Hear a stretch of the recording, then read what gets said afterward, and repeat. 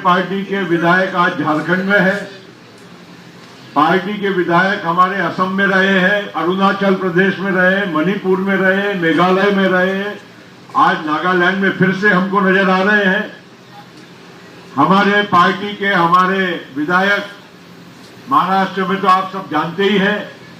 हमारे पार्टी के विधायक मध्य प्रदेश में रहे हैं, छत्तीसगढ़ में रहे हैं। हमारे पार्टी के विधायक आंध्र प्रदेश में रहे हैं, गोवा में रहे हैं, केरल में रहे हैं, आज भी है। हमारे पार्टी के विधायक गुजरात में रहे हैं। हमारे पार्टी के विधायक बंगाल में भी रहे हैं। तो आज ओडिशा में हमारे विधायक बहुत साल तक रहे। तो ये आपको एक अंदाज देता है कि पार्टी का व्याप कश्मीर से कन्याकुमारी और गुजरात से मणिपुर तक का कैसा है। और ये हमारा जो ये इतना बड़ा संगठन हम खड़ा कैसे कर पाए, तो उसके पीछे एक प्रेरणा लगती है, एक सोच लगती है, एक नेतृत्व लगता है।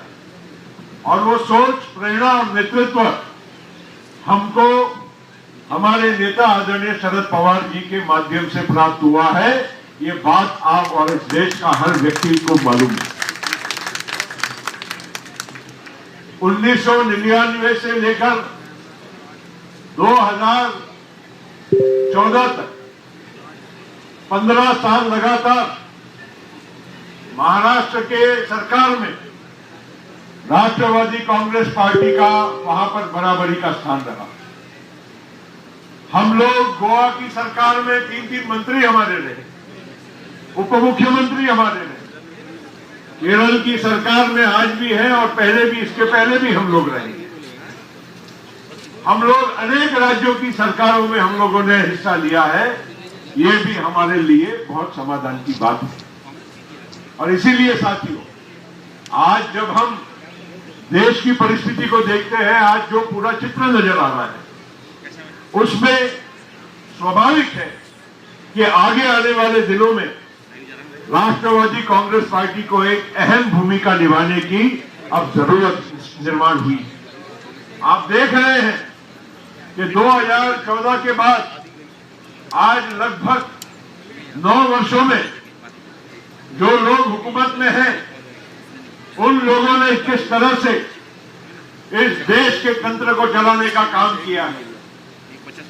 और जिस तरह से आज देश में माहौल बन रहा है, तनाव का माहौल, आज मणिपुर में दंगे हो रहे हैं, आज महाराष्ट्र में परसों के दिन 2 समुदायों में लड़ाई झगड़े करने के प्रयास किए गए, कर्नाटक में हुआ, कहीं हिजाब की बात हुई, कहीं और बात हुई। इस देश के एक जो धर्मनिरपेक्ष जो हमारा एक चेहरा है, इस देश को जो डॉक्टर बाबा साहेब अम्बेडकर ने जो संविधान दिया है, उसके साथ कहीं न कहीं बड़े पैमाने से खिलवाड़ हो रहा है। ये बात आप और हम बहुत अच्छी तरह से जान रहे हैं, देख रहे हैं, अनुभव कर रहे हैं। देश के गरीबों की क्या हालत है आज देश में। यहां पर आप देखते हैं, दिल्ली जैसे इतने बड़े हमारे राजधानी में हमारे जो चैंपियन गोल्ड मेडलिस्ट रहे, ओलंपिक्स जीते, कॉमनवेल्थ गेम जीते, हमारे नौजवान बच्चे बच्चियां आज महीनों से अपने अधिकार के लिए वो लड़ाई लड़ रहे हैं, न्याय मांग रहे हैं। इस देश के किसानों ने लाखों की संख्या में पिछले साल आपने देखा कि कितना संघर्ष किया। इस देश के लोगों के, किसानों की मांग को रख के, किसानों के लिए अधिकार मांगने के लिए महीनों सालों तक उन्होंने सड़कों पर रहकर अपनी लड़ाई लड़ी। लेकिन किसी ने भी उनके आंखों का आंसू पूछने के लिए या उनका हालचाल पूछने के लिए भी कभी किसी ने कोई फिक्र नहीं की, चिंता नहीं की। ऐसा दुर्भाग्यपूर्ण परिसर ये आज हमारे देश का आज हमको चित्र नजर आ रहा है। और इसीलिए साथियों, आज एक बहुत बड़ी मुहिम जिसमें चल रही है, आप देख रहे हैं, इन ताकतों को हटाने के लिए आपको और हमको संगठित होने की जरूरत है। देश के हर पार्टी को संगठित होने की जरूरत है। ये चित्र आज धीरे धीरे और स्पष्ट नजर आते जा रहा है। अभी आपने देखा कि जो लोग अपने आप को हमेशा कहते थे कि हम को कोई हरा नहीं सकता, परास्त नहीं कर सकता है, हम अजिंक्य है, ऐसे लोगों को आज यहां पर हमारे देश के लोगों ने अलग अलग सूबों में उनकी जगह दिखाने का भी काम की शुरुआत की है। हिमाचल में आपने देखा, कर्नाटक में आपने देखा, और आगे आने वाले दिनों में आप देखेंगे इस देश के कई सूबों में आपको किस तरह का एक बदलाव का एक वातावरण नजर आएगा। ये बहुत ज्यादा देर आपको रुकने की जरूरत नहीं पड़ने वाली।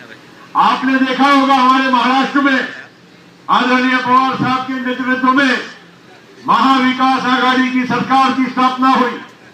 शिवसेना, कांग्रेस और राष्ट्रवादी कांग्रेस पार्टी के तीनों हमारी पार्टियों ने मिलकर वहां पर एक अच्छी सरकार देने का काम हम लोगों ने किया।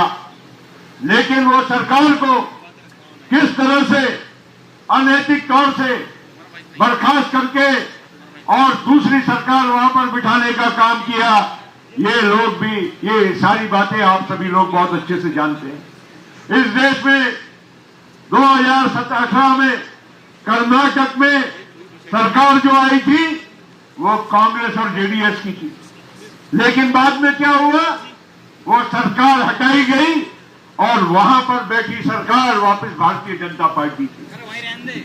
वही परिस्थिति 2018 में मध्य प्रदेश की थी, वहां पर भी सरकार कांग्रेस की आई थी, लेकिन उस सरकार को भी अनैतिक तरीके से हटाकर वहां पर फिर से बीजेपी की सरकार बिठाई गई।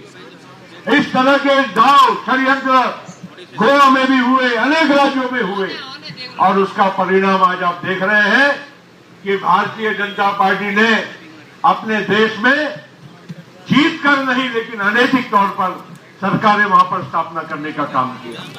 मित्रों, मैं आपसे यही कहना चाहूंगा कि अब वक्त आ रहा है, 2024 की अब घड़ी नजदीक आ रही है।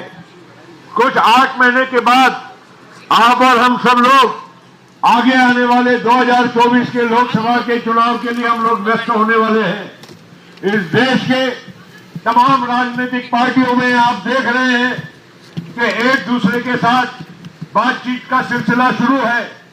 उन सारी राजनीतिक पार्टियां एक दूसरे के साथ मिलजुल कर किस तरह से भारतीय जनता पार्टी की एनडीए की सरकार का मुकाबला किया जा सके, इसके लिए चर्चा कर रहे, मंथन कर रहे हैं। और उस मंथन में, उस चर्चा में, उस पूरी जो मुहिम है, उसमें आज राष्ट्रवादी कांग्रेस पार्टी के हमारे नेता शरद पवार साहब, ये एक बहुत बड़े केंद्र स्थान है, वो बहुत बड़े आज बीच में एक कड़ी है जो सारी राजनीतिक पार्टियों को, विरोधी पक्ष की राजनीतिक पार्टियों को एक जगह लाने का काम कर सकते हैं। और इसीलिए अभी आप देख रहे हैं, नीतीश कुमार जी हो, ममता बनर्जी हो, स्टालिन हो, एनसीपी हो, उद्धव ठाकरे जी हो, कांग्रेस पार्टी हो, अखिलेश जी हो, अनेक जो राजनीतिक पार्टियां हैं, सबका नाम मैं नहीं ले रहा हूं, लेकिन सारी राजनीतिक पार्टियां, अरविंद केजरीवाल क्यों न हो, सब एक दूसरे से अब बात करके एक रास्ता निकालने के लिए सब लोग चर्चा कर रहे हैं। ये बहुत जरूरी है। अगर हम लोगों ने विपक्षी एकता का काम और ये काम हमको सफलता से पूरा करने का मौका मिला, तो निश्चित आगे आने वाले 2024 का चुनाव ये कोई असंभव चुनाव नहीं है। कोई ये ना सोचे कि हम हमेशा के लिए यहाँ पर आए हैं, हमारी कोई यहाँ पर देश के लोगों ने ठेकेदारी दी है, ऐसा कोई संभव नहीं होता है। कई उदाहरण है इस देश में और विश्व में जहां पर बड़ी बड़ी ताकतें थी, लेकिन कैसी आई और एक हवा के झोंके के साथ वहां पर भी परिवर्तन हुआ। ऐसा परिवर्तन 2024 में इस देश में होगा और उसमें राष्ट्रवादी कांग्रेस पार्टी और शरद पवार जी की एक बहुत अहम भूमिका रहेगी। ये काम, ये जिम्मेदारी आपको और हमको सबको मिलकर निभाना है। शरद पवार जी के हाथों को मजबूत करना पड़ेगा। खाली बातें करने से नहीं होगा।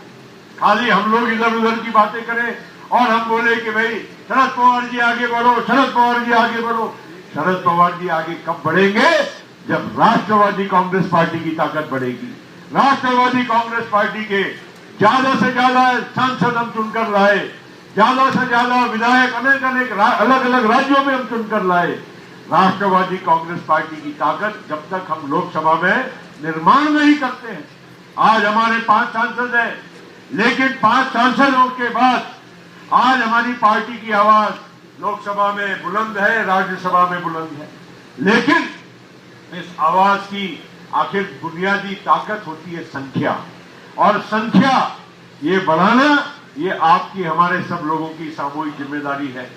मैं आप सभी लोगों से आज के दिन पार्टी के 25वें यहां पर स्थापना दिवस पर यही प्रण लेकर जाने के लिए निवेदन करूंगा कि आप सब लोग एक हो, एकजुट होकर पार्टी का संदेश गांव-गांव तक, घर-घर तक पहुंचाने का काम करें। इस देश में न्याय, सामाजिक न्याय, आज अनेक लड़ाई हमारे लोगों के सामने चुनौतियां है। हमारी माइनॉरिटीज की लड़ाई है, ओबीसी की लड़ाई है, जो हमारे भुजबल साहब पूरे राज्य में, महाराष्ट्र में ही नहीं लेकिन पूरे देश में ओबीसी की लड़ाई आज लोगों तक, घर घर तक पहुंचाने का काम कर रहे हैं। आज ये सब काम जब तक हम सफलता से नहीं करेंगे, लोग हमारे साथ जुड़ेंगे नहीं। लोग